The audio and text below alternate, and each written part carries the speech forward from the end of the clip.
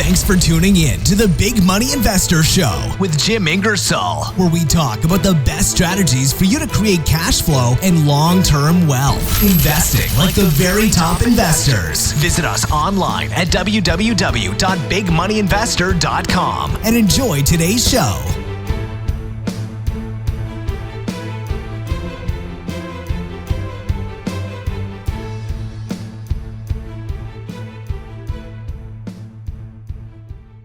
Welcome to the Investor Success Podcast today.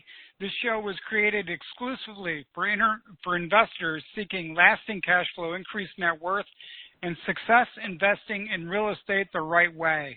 And today that includes making sure that you're taking good care in investing with tax-advantaged accounts. My name is Jim Ingersoll, and I want to welcome you to this podcast today. I'm also the founder of the Investor Success Mastermind, where I have the pleasure of helping investors and real estate entrepreneurs grow their investing businesses. You can learn more about what we do at the InvestorSuccessMastermind.com. I created this podcast to help inspire you and to motivate you to invest in real estate the right way and enjoy the really awesome benefits of doing so. We have an outstanding show for you today, and I hope you're ready and that you've got a pen and paper ready so you can take some notes, because I've got a very special guest who's also a great friend. So let me tell you a little bit about H. Quincy Long. H. Quincy Long is the president at Quest IRA, Inc., and they are the premier provider of self-directed IRA services in the country. I'm a personal account holder there, and so I talk out of personal benefit. Quincy is also a licensed Texas attorney since 1991 who specializes in real estate and has been a fee attorney also for the American Title Company. He's the author of many articles, phenomenal articles on self-directed IRAs and other real estate-related topics. Also the co-author and editor of the book Real Estate Investment Using Self-Directed IRAs and Other Retirement Plans, which I'll provide a link to on my website. It's on Amazon. He did that with Dykes Boddiford. Quincy is also widely known for his enthusiasm and ability to have a lot of fun, let me add, attention to detail, and knowledge of self-directed IRAs. He is one of the most sought-after keynote speakers in the country. He frequently lectures on a wide variety of topics from IRAs to real estate and everything in between, including unrelated business income tax, land trust, mortgage, tax foreclosures, tax liens, subject to deals, 1031 exchanges, and continuing education courses for real estate brokers and agents, CPAs, and financial planners. Most importantly, though, Quincy absolutely believes in what he says, and he practices exactly what he teaches. He is the real deal, and he's an active investor both inside and outside of his own retirement account. Quincy has an intimate understanding of real estate, leverage, and a wide variety of strategies. Quincy, did I leave anything out on that? No, Jim, there's only one problem with your little summary there. What's that? My head's getting so big it's kind of hard to hold. My neck muscles are sore from trying to hold up my big head. Yes. Well, but other than that, you did fine. You got a lot of muscles in your head because you're a very smart guy. And I remember the first time I brought my daughter Melissa to Dallas, Texas, when you and I were both speaking at one of the first events David Phelps ever did in Dallas before he had Freedom Founders. And I brought my daughter with me, and she said, Quincy is the smartest financial person I've ever seen in my life. And when we got back to the hotel room that night, she said, I think I now understand cash flow. So you did good with me. Thank you. Well, that's great. So let's go back in time just a little bit to start the call off today, this podcast. Tell me about how you first got introduced to self-directed IRAs and how you quickly became so passionate about them. Well, sure. It won't surprise you to know how I heard about them, and it's at a real estate networking club in Houston, Texas. I mean, a lot of what you learn, there's, as I always put it, there's the learning inside the room and there's the learning outside the room.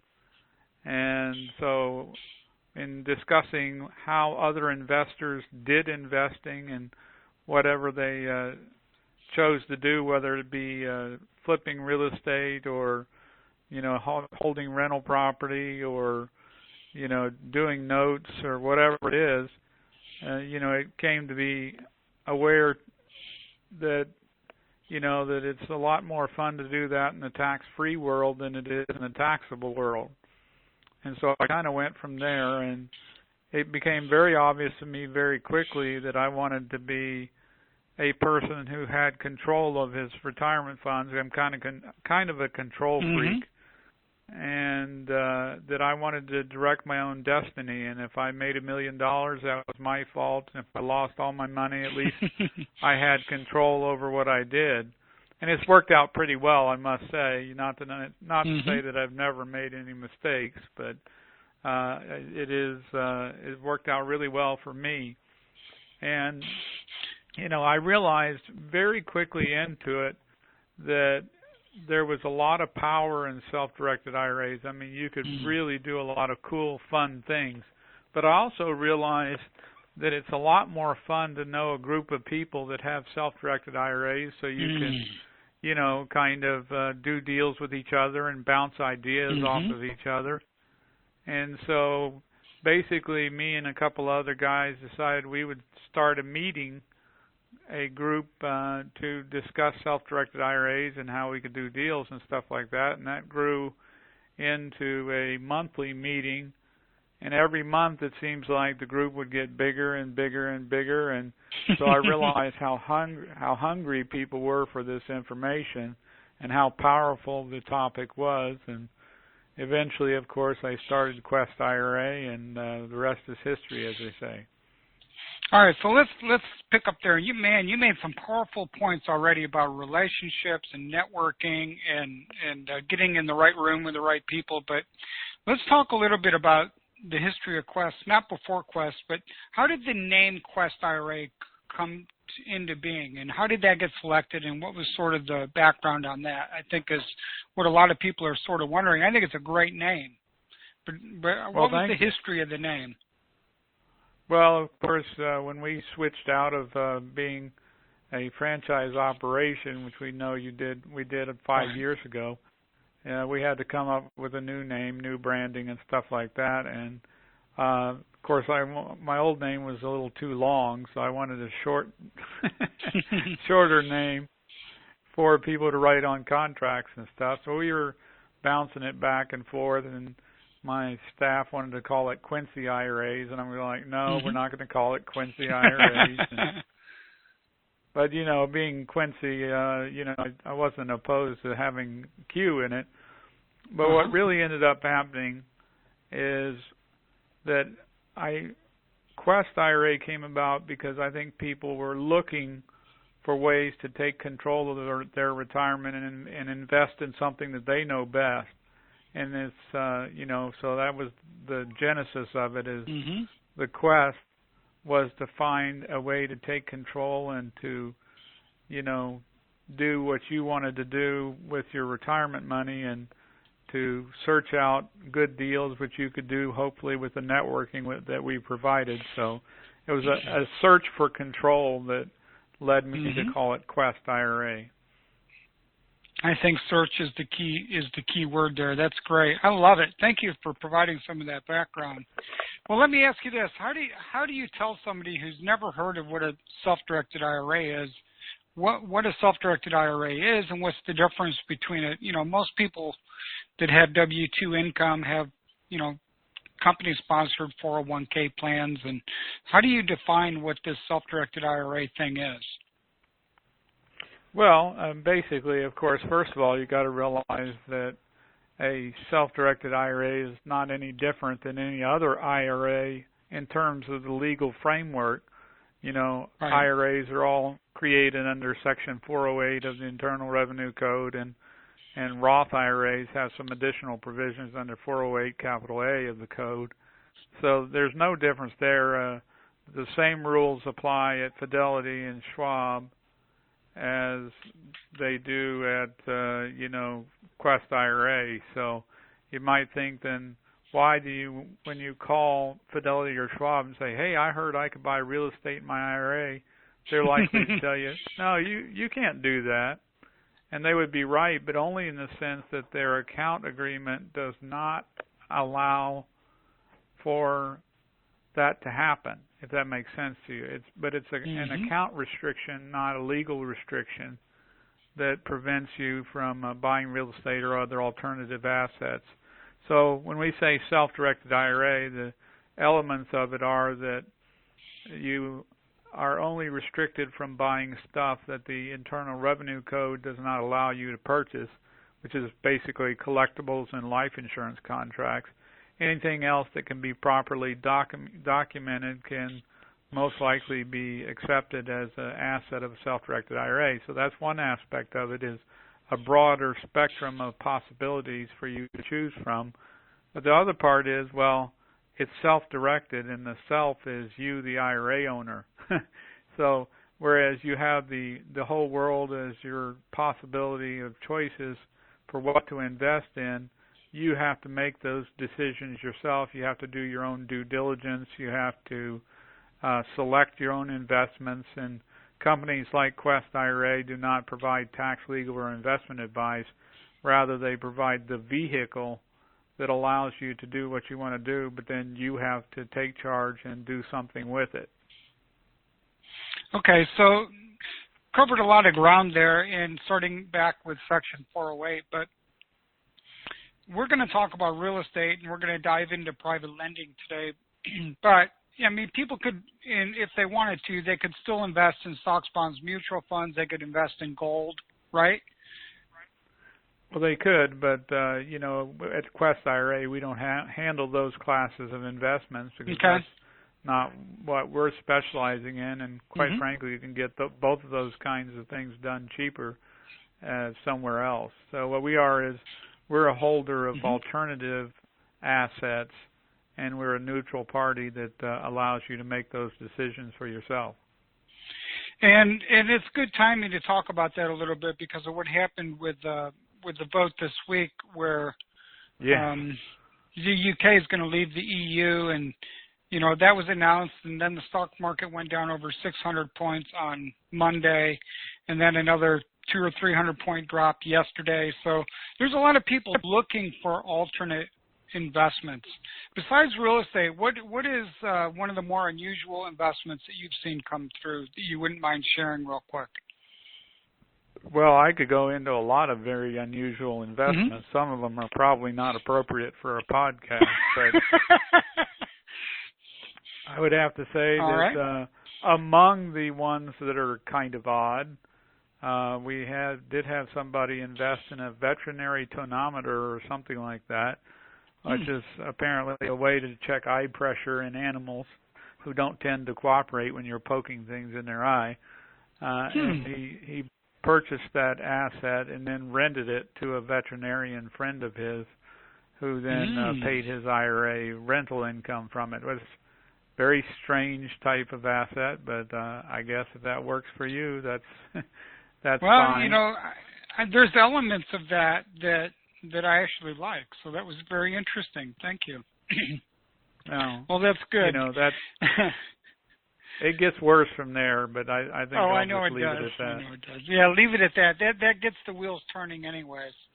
Well, let's talk a little bit about how self-directed IRAs can become a source for funding to real estate investors. And, the compound interest is an amazing thing, right? Einstein gets credited with saying it was the eighth wonder of the world. I don't know if he said it or not, but he's right. And the magic penny and, the doubling the dollar and all that, which is great because the compounding goes up really big. But then when you pull out the taxes, when you start paying taxes on all that gain, it demolishes and crushes all of that income, right? And that's right. The vehicle that an IRA, if you can learn to do some real estate deals in an IRA in a tax advantaged environment, you're gonna make a a lot more money, providing your investments go the way you plan, right? Of course. And I think from memory, like if you double a penny every day for 30 days, it's worth well over $1 million or whatever it is. But then you start paying even a regular type tax rate, against that, and it drops to like $67,000 or something crazy like that. And that's why it's so important that people start to get this. You know what I mean? I do know what you mean. And it's real dollars, and it's real. It's your legacy. It's everything. So you've really got to pour a lot into this. And one of the ways that you can earn a lot of money and create great returns is by setting your IRA up as a private lender. Just as you mentioned that example with the veterinarian, that's actually a good lead-in because you know you can buy property, you can rent it, you can buy equipment, you can rent it.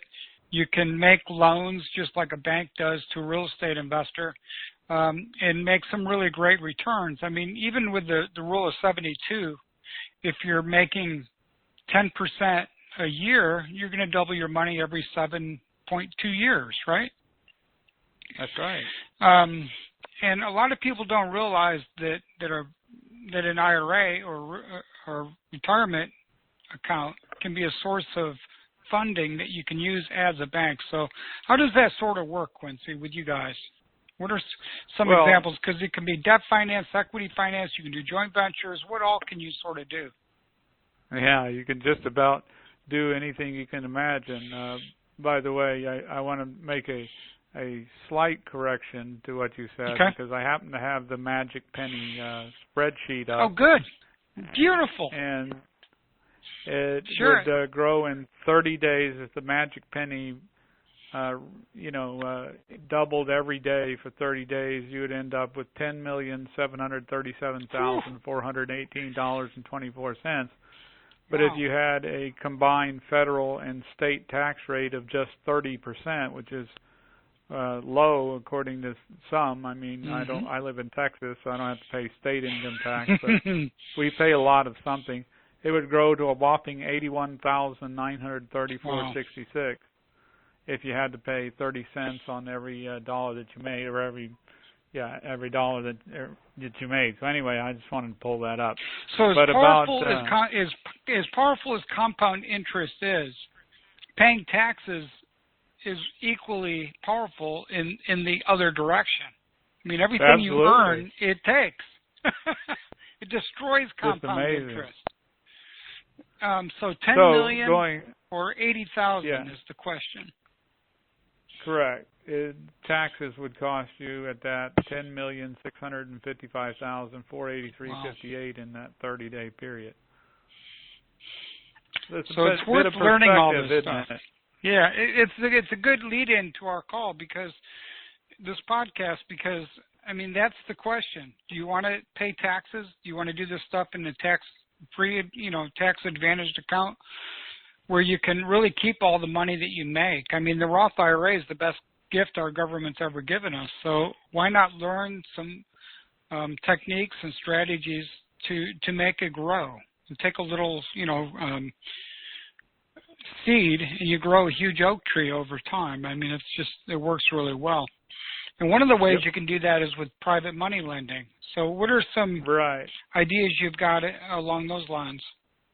Well, let me be a little bit clear, because I think this is an important point to bring up to people. Your IRA, you can do all kinds of stuff, right? But your IRA's investments are for your future eating possibilities. In other words, eventually you're going to get to the point where you're not going to want to or be able to work any longer, and you're still going to want to eat. This is the theory. I'm pretty sure that that's true, although, knowing me, I'll probably work until the day I drop dead at my desk. But that's not because I have to. It's because it's more entertaining than other options to me. But the point is that your own IRA is not for your eats today, and it's really important that people understand that. It is. That's a great point to make. When you're trying to decide, you can read all over the internet where they say, oh, use this and use your IRA for this purpose and benefit right now from it. Well, if they're telling you that, they're just misleading you. So just remember, your IRA is for your future. So how do you make something for right now? Because also, many of us, me included, like to eat sometimes 3 times a day. And so you got to feed yourself today, and you got to feed yourself tomorrow. So the way you feed yourself today is by using OPI, other people's IRAs, and the way you feed yourself for tomorrow is, of course, by building your own IRA up to the point where it can support you when you're needing that support. So I just wanted to kind of bring that point out. No, and I want to talk about both of them, but let's talk about growing our own IRA first. Okay, fine. So how can you do that? How can you be right? How can you be a participant? How can you get your IRA to grow? Well, the one point I want to make is that it's. I think this is. You can understand this. Is that if you want to be a great IRA investor and be a great IRA borrower, it's important that you become a great IRA lender. So in other words, being able to participate from both sides of the fence is an important way to learn, how you do this. So, okay, so how can you do it? Well, of course, you can do it directly, just a simple, straight loan. I'll give you one example of that, that I used this morning in a class. I had a guy that was buying a property for $35,000 that was appraised at $45,000, and he wanted to borrow $25,000 from my account. So if you believe the appraiser that it was worth $45,000, that was only a 55% loan to value. And so this was a combination of my traditional IRA, my wife's traditional IRA, both of which we converted to a Roth later, and my HSA and my mother's IRA and my friend's simple IRA. We all got together and combined our accounts together to make a hard money loan, which was 12% interest with 5 or 6 points up front, or in other words, $1,500 up front, and a $25,000 loan it was fully amortized over 7.5 years. So that's just a straight, simple, nothing complicated, straight loan from your retirement plan or a combination of your retirement plans to make this deal work. So a lot of the loans that I make as out of my IRA are, in fact, most of them are interest only, because I like people to pay me and then still owe me the same amount, and then pay me again and still owe me the same amount. That's just one of my favorite techniques. And the more no amortization. Or even exactly, amortization is just a pain to deal with, but that's another direction. So I mean that's the simple example.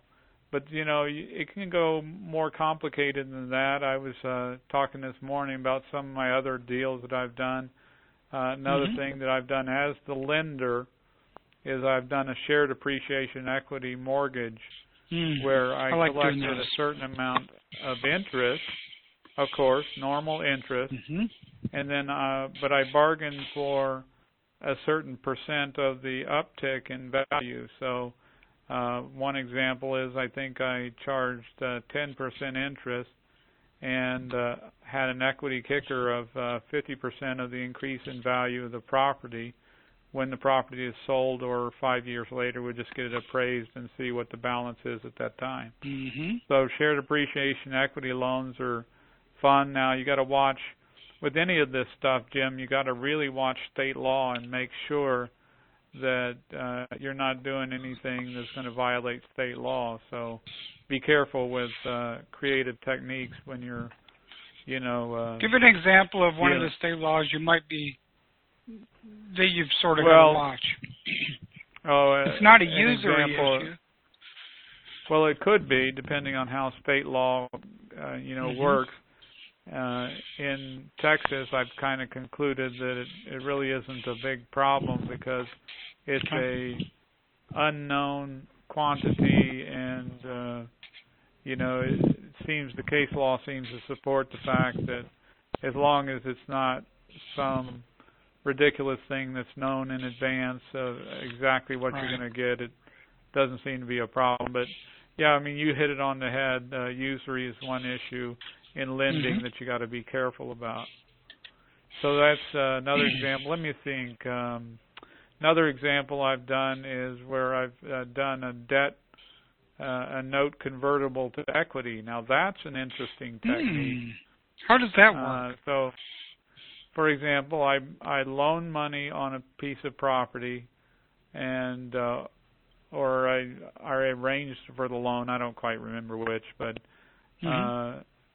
I loan money on the property or arrange for the financing on the property, and in exchange, I had the right to convert my debt to equity in the property.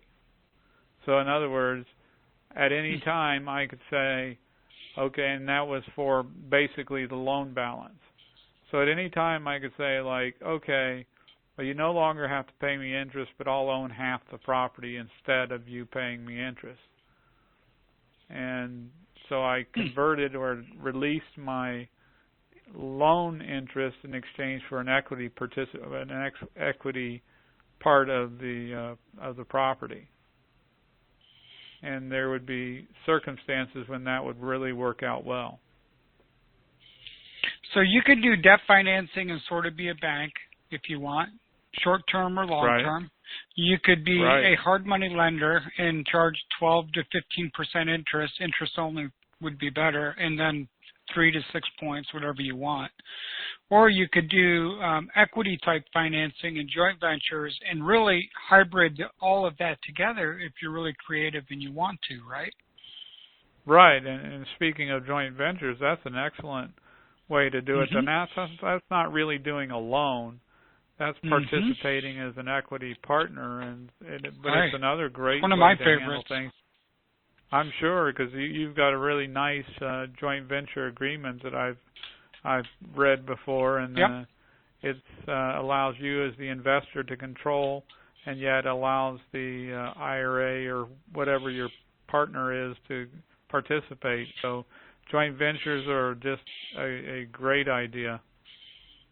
And before we get too far into the podcast, I want to take just a second and direct everybody over to your website, Quincy, which is questira.com, right? That's right. That's www.questira.com. And you guys recently sort of redid some of your website, and it looks really good, by the way. I really love it. Well, thank you. That websites, as you know, Jim, are not the cheapest part of running a business. No, they are not. These days. No, they are not. Not at all. I won't. But, I won't tell you what we spend, but it's a lot. It's more than people realize, for sure. Just like we were talking about, that's one of the things we were talking a little bit about earlier today on a different call. These costs can get really high before people realize it. But it's easy to open an account on the website. You can choose any of the 7 types of accounts that you want. It's also a great place to go for networking and to learn more. So they've got tons of webinars on there. They've got lots of articles that Quincy has written along with a lot of stuff. So check out the events, the education, and get connected definitely on the Quest IRA website for sure. Yeah, if you don't mind, Jim, you said the magic, you said there were 7 different types of accounts. I'd just like to quickly mention that we're talking about IRAs here, but truthfully, Quest IRA administers 7 different types of accounts, and that would be the traditional IRA, the Roth IRA, and then the SEP IRA, the Simple IRA, the individual 401k plan for those with no common law employees, and the health savings account. I've done a lot of creative stuff with my HSA. And also then the Coverdell Education Savings accounts to pay for your child's education tax-free. So I just kind of wanted to throw that out there. And I'm glad you did, because these are all great accounts. They all have different advantages and strategies and things. But so really it extends the ability to self-direct and to create great opportunities in tax-advantaged accounts extends beyond retirement. For instance, I've got an HSA, and it's a great way for entrepreneurs to pay for their own medical insurance nowadays. And Quincy, yeah. I had the hip replacement in January, and I had to actually use it, and it worked out really well. It was great. It was a great experience with Quest, and everybody did a good job. But the Coverdell extends to a lot of things as well. It isn't just college education. It can be private school and some other things, right? That's right. It's an amazingly powerful tool, but unlike the HSA, which works even if you just put money in it and take it out, with the Coverdell, you put money in it after tax. So the only way it works for you is if you actually make use of the account as an investment vehicle and cause it to grow and increase in value so that you get that growth tax-free. Tax-free growth sounds like something everybody should be paying attention to after we talked about the amazing magic penny. Is what I was thinking about there. So as a lender, what are some due diligence items that you've seen that you're aware of that people should at least be cognizant of if they're going to make a loan out of their IRA for real estate? Sure. Yeah, and I think common sense will tell you that just like the same due diligence that you do outside of your IRA is the same due diligence that you should do inside your IRA.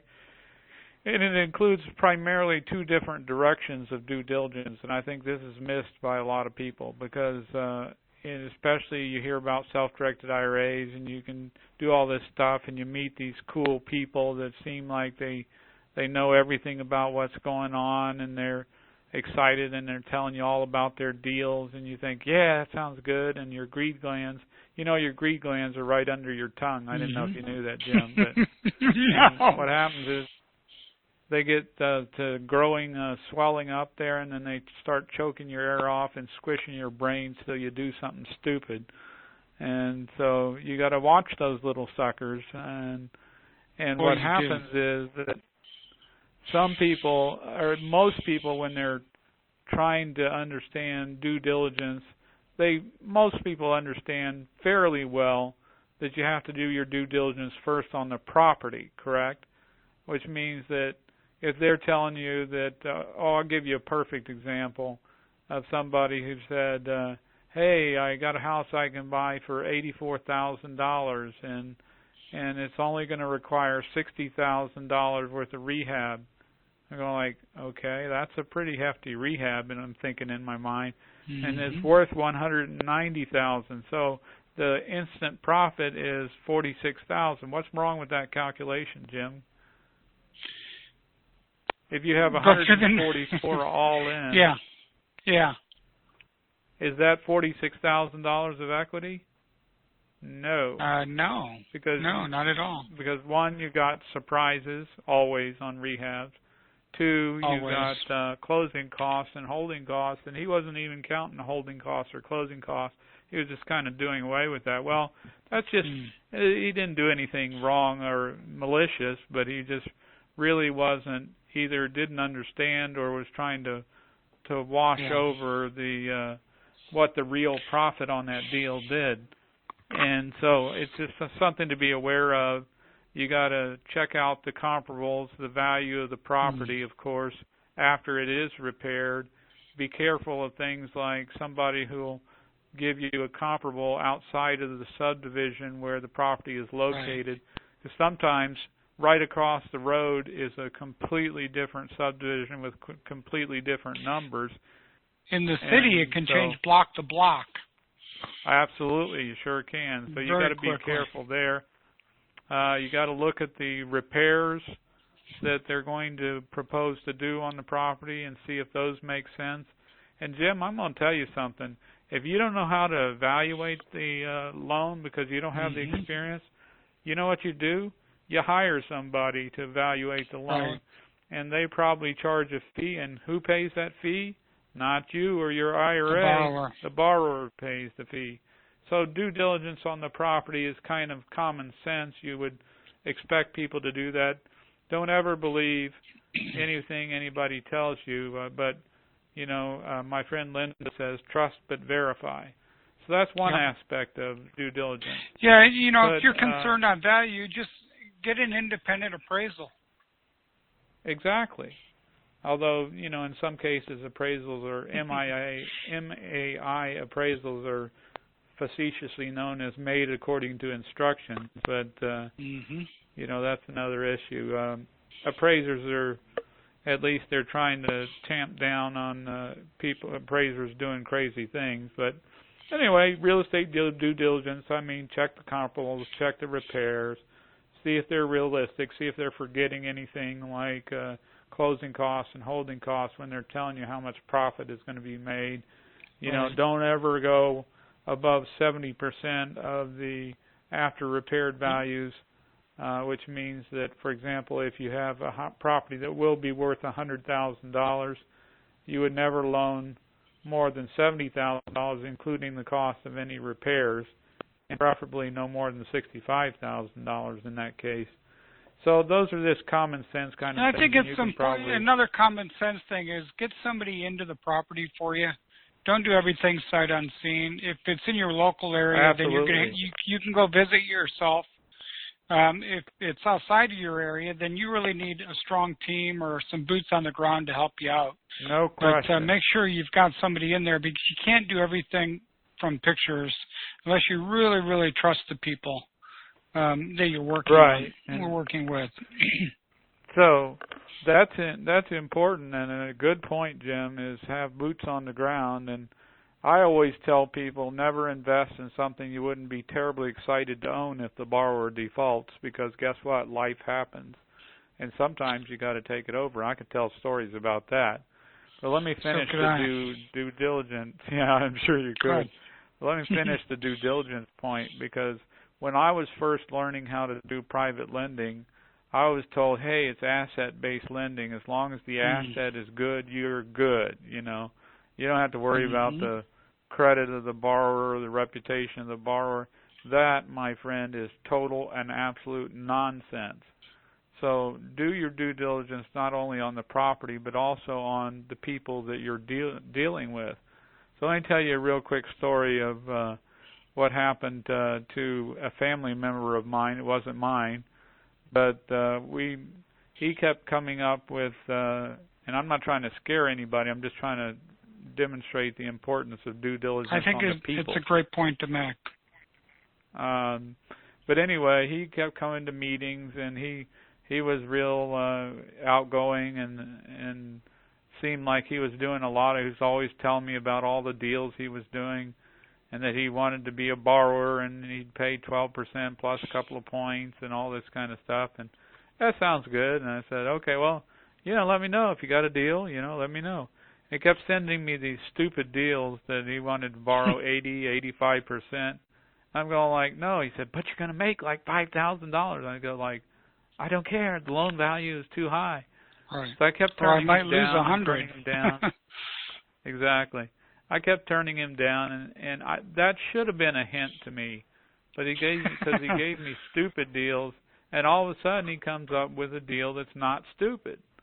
He paid $200,000 for this property and wanted to borrow $215,000, and the property was allegedly worth around $280,000, $290,000. So the numbers were not quite high enough for me to loan $215,000. I said, I'll loan you $200,000. He said, great, I'll take it.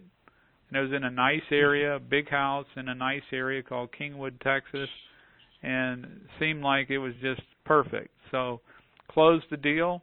October 11th of 2013, closed the deal. Everything was fine. Got title insurance like everybody should. And unbeknownst to me, now the property, mind you, was worth maybe $270,000 to $290,000. Is the range the property was worth, right?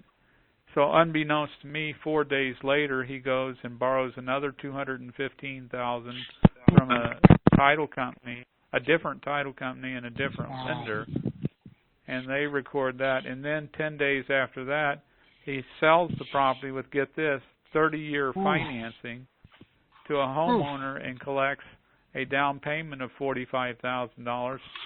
And then I find out later that he took $100,000 from somebody at the foreclosure sale, so they only had a net of $99,300 and collected over $265,000 on this plot. So you think he's a smart investor, right? Well, he's also a crook. So anyway, the problem, the long story short is I was first in line, first in time, so I foreclosed on the property, and we still have it as a rental, and we're doing fine on that.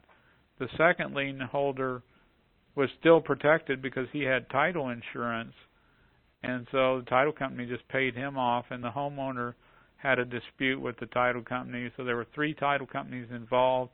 There were lawsuits every which way but loose, and we prevailed in all of it because we were well protected. But the due diligence part of the story is, after this started to fall apart, I started to sniff around a little bit more. And to be fair, there were indications, as I said, that I should have, should have picked up on, where people said, like his brother, for example, said, "Oh, he's a crook." Well, his brother turned out to be a crook too. But where there's smoke, there's fire. So when I started asking around about this person, I found out several people said, "Oh, he did that. Oh, he did that." And I realized I had not done my due diligence on the person, even though I did my due diligence on the property just fine. So if you had Googled his name, would you have come up with anything? Was there anything pending or anything that would have come? I mean, because that's one thing people can do is you can Facebook people, absolutely. You can Google them, Facebook is a good thing to look up, absolutely, and tell you what kind of person they are. Typically, people don't hide themselves very well on Facebook if they do that. Right. We do that with our tenants now. Thing. Exactly. We do that with all employees before we even call them in for an interview, for potential employees. Right. But also some other hints that I did, always look up the person's name, and if the person is doing business through an entity, look up also the entity name to see if they've been sued in the county where they're primarily doing business or where they're doing property purchasing. So always do that. That's one hint. Now, I did that on this guy, and I only found one lawsuit, and it looked like it had been resolved, so there wasn't much I could tell about it. But, I at least looked at it. Also, in most counties, you can pull up any kind of criminal records to see if the person's got a criminal record. And actually, I found out this guy did indeed have a criminal record. Obviously, I never would have loaned to him had I known he had a criminal record for check fraud. Now, that wasn't real estate fraud at that time, but it was check fraud. And it just went to his overall honesty or dishonesty in this case. So you can do things like that to do. And I think those are good points for if you're going to lend money to somebody, if you're going to rent to somebody, if you're going to use a contractor. All those same types, the people that you're going to work with, you should get to know. And there's a lot of information on the Internet that's very easy to grab these days.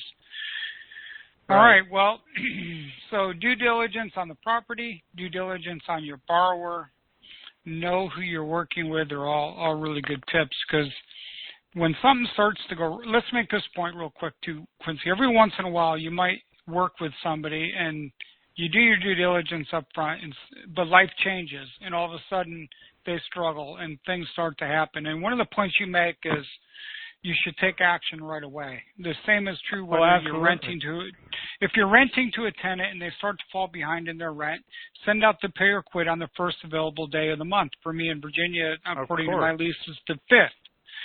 Now, I just helped somebody unravel a Quest IRA loan where they loaned money to a real estate investor, and they hadn't made any payments in 9 months. And I told them, I said, the first thing you need to do is get a lawyer to send a letter to the borrower and get the clock ticking. 9 months, Quincy. You know what I mean? And well, they did that. I know what it is. The lawyer. What's that? Well, no, go ahead with your point. No, you're right. It is easier to not do it than it is. And people have stories, and they make promises and commitments, and you hope that it isn't happening, but it is. And it's such an important point. So we did that. We got the lawyer to send the letter. Okay. And it all turned out okay. because all of a sudden you get a date where you're going to be foreclosed on. You know, it's like a demand letter. And, right. you know, 1 or 2 days before the deadline on the letter, he got paid off. He got all his money back and it went back to Quest. So it all turned out okay, but you got to get that clock starting if something goes wrong. Yeah, absolutely. And that's, I got stories about that too, but yeah. One of the things that I always say is that you can always stop something once you start yes. it, right?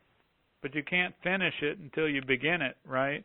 Right. So you can stop it all the way up to the courthouse steps, but you can't finish it until you get started or get the ball rolling, like you said. So, and the other thing is that people tend to stick their head in the sand and say, "Oh right. no, it's you know, it's not going to happen. It's okay. Right. It's not going to happen." And you know, I was amused by this one call I got from one guy in San Antonio, and he called me. He says, "Quincy, I don't know what to do. They're not paying." I said, "John, start foreclosing immediately." And he says, "What do you mean?" You know, I said, "No." I said, "John, did he do the repairs on the property?" And he said, "Yeah." I said, "Good. Start foreclosure immediately." And he says, "Whoa, but you know, but he just says he needs a little more time." You say, "Good. Tell him you're rooting for him, and you hope he makes it before the next first Tuesday of the month." In other words, right.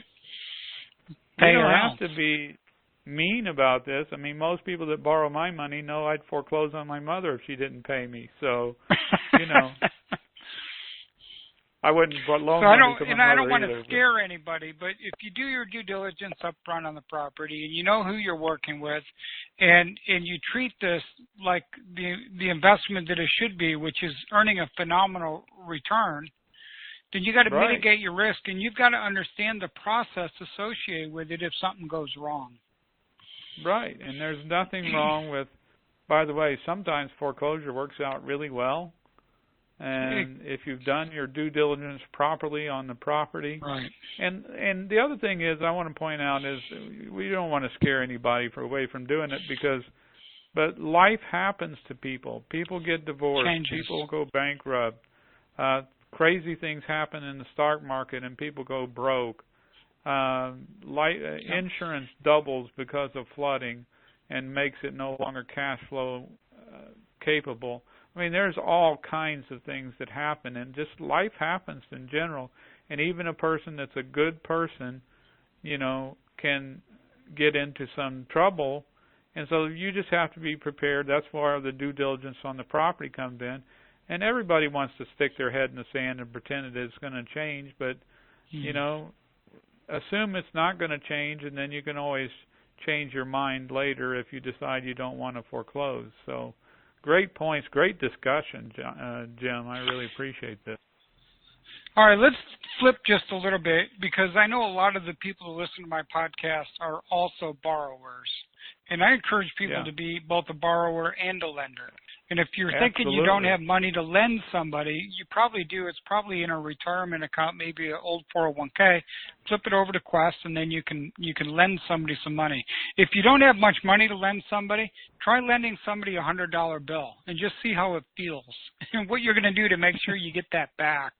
Really, I mean, you need to experience both sides of this so you understand. Absolutely. Because when you're dealing with borrowing money from people's IRAs, I treat it more precious than money at a bank. A bank can survive if something happens, but when you're dealing with people, real people that are counting on you, you got to treat that relationship like gold.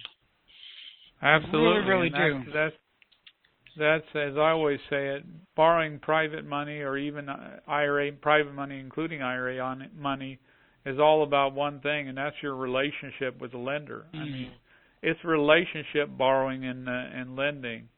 And so you need to understand the lender and the lender's motivation. For example, don't ever, ever, under any circumstances, or almost any circumstances, never borrow money from somebody who's desperate to loan it to you because they live on that money and that's all they've got, and they would be crushed if life happened to you and they had to foreclose or something. So the ideal lender is going to be somebody who's got money and no idea what to do with it, but it's not all they've got. I just see people making mistakes. Yeah, me too. Borrowing every last or lending every last dollar in one deal, or somebody borrowing and then the borrower pays it back, and then the lender screams, "Oh my God, you got to keep it out. Don't give it back to me. I'm relying on that income." And I just think that's a horrible mistake.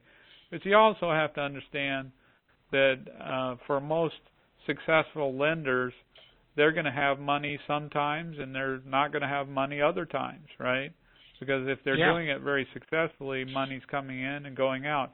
And right now, I happen to be flush with cash, and I'm rather disturbed about that. But you might call me tomorrow, and I might have no cash available. So you generally need a cadre, a group of lenders, and also you need to understand how the lender views these loans. For example, are they looking for short-term money and they want the money to go out and come back in quickly? Or are they looking for longer-term or medium-term loans? You know, just what exactly are they looking for? And also realize that the lender's theory may change over time. For example, when I was 40, you know, my theory of lending was let's see if we can build up the equity as much as possible, or any investment. I wanted to focus on the capital appreciation and the equity. And now every deal, I'm in my mid-50s, every deal that I do, I first look at the cash flow and second look at the equity buildup. So, you know, your lender's risk tolerance and their theory of lending is going to change over time. Now, another hint that I always tell people is make the process perfectly painless for your lender. All you want them to do is sign some pieces of paper and watch the money come into their account. If you want to know how to borrow money from Quest, then you figure out what the forms are, you fill them out, you protect the lender with title insurance and hazard insurance, and do all the things that you know that they should be doing, and you just do that for them and make it easy for them, and that's the way you do it. And finally, I always tell people, protect your lender's cost, your lender's interest at all costs, even if you lose money on the deal, which goes back to the first hint, that it's all about your relationship. So treat the lenders right. A good lender is worth a lot of money to you, Jim, because you can do deals with them over and over and over again. And your reputation will be, your reputation will be ruined in a hurry. You start, getting in a real estate group and then getting foreclosed on by one lender, your source of funds is going to dry up really quick. Absolutely. And, you know, you just made some really good points. I think it is great if you can fill out the paperwork for your private lenders or your joint venture partners and the people you're working with. It's important that you do name them as additional insured, you know, as a mortgagee type clause on your homeowner's insurance policy. And by the way, when you're borrowing privately, don't forget your homeowner's insurance.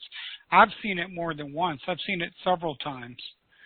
And it's a scary thing because there's no bank double checking all this stuff. You know what I mean, Quincy? That's right. Goes back to the self-directed part. It does. I had somebody do it to me. I loaned them money on a property, and it was on like a Friday that the closing was, and then like on Saturday I realized I didn't see anything about the insurance. It was an uncomfortable weekend until Monday morning. You know what I mean, Quincy? You know, I actually know our friend Danny from Atlanta, Georgia. Danny Williams. He did a deal, and he and his wife Ann were very busy. They bought, at the time, they bought lots and lots of property, and one day he gets a call from one of his tenants in one of his mobile homes, and says, "Oh gosh, I'm sorry, there was a fire, the place burned." And he was like, "Well, is everybody okay?" That's the primary thing always, of course. Yeah, we all got out, you know. And so he turns to his wife, Ann, and he says, "Ann, well, pull the file. Let's call the insurance company and get this rolling." So she pulls the file, And they had gotten so busy that they just forgot to get insurance on that. So now they had, to make it worse, they had a private lender who had loaned them money on the property. And don't you know, Jim, that was an uncomfortable call, picking up the phone and saying, hey, Jim, listen, the property burned down, and by the way, we forgot to have insurance. Well, the lender was professional enough to understand that he'd also screwed up by not following up on that point. And so he said, look, if you'll take half the loss, I'll take half the loss too. We'll just share because we both made a mistake. And Danny said, no way. I'm going to take this mortgage on this, and I have another paid-for property, and I'm just going to walk the mortgage over to this other property, and I'm going to continue to pay you. And so basically he put the lender's interest above his, and as a result, they've done 20 more deals because the lender knows what kind of a person Danny is, and that he's always going to be protected to the maximum amount that Danny has the ability to do so. So that was an important story, an important lesson for me. Well, that's great. And we're starting to run out of time. Probably what we need to do, Quincy, is schedule you back for another one, and we can talk about some more stuff with self-directed IRAs or using OPI, which is a phenomenal way of using other people's IRAs to fund your deals. But I'm glad we dug in from the perspective as deep as we did of being the person that's lending the money. And I think people got a really good perspective from that side of the table today. So I really appreciate that very much. Well, and I'm sorry if I told too many stories. That's something I love that I the do stories. Too much, probably. Well, but me it too. is important information. Stories are a great way to learn, and when you see real-life examples and case studies, that is really the best way that people do learn. So we tell a lot of stories on the podcast, and people continue to give me great feedback about them, so I appreciate them very much. Again, if people want to connect with you, Quincy, just go to questira.com. They can open up a new account, roll over a 401k, get education, and see all your networking events, right?